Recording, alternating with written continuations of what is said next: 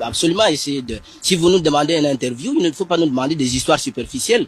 Nous sommes, nous voulons dire ce que nous pensons. C'est évident que les Blancs vivent en Afrique, ils ne se sont jamais donné la peine de connaître les Noirs. Ils savent pas ce que c'est qu'un Noir.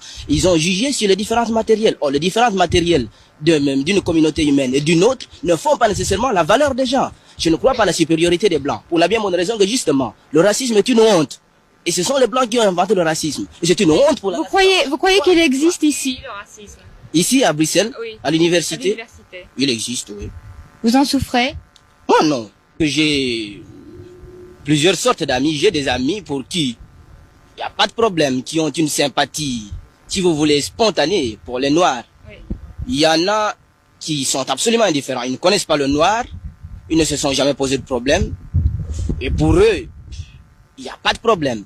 Il y en a qui se sont des positions d'esprit. C'est-à-dire quoi? Ils s'efforcent réellement à considérer le Noir comme un égal. Ils s'efforcent.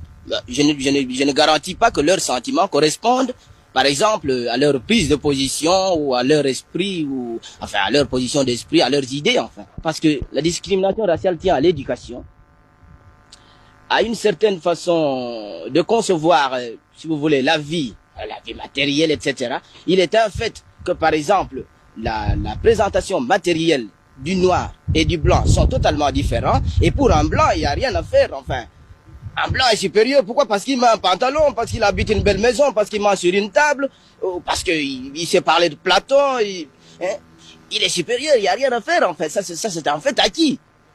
Alors, je crois que c'est très, très, très difficile pour un être humain qui a été éduqué dans tel milieu, dans telle façon de penser, dans telle façon de voir, d'arriver à renverser cette façon de voir, la façon de penser du milieu, enfin, pour lui-même adopter une autre attitude.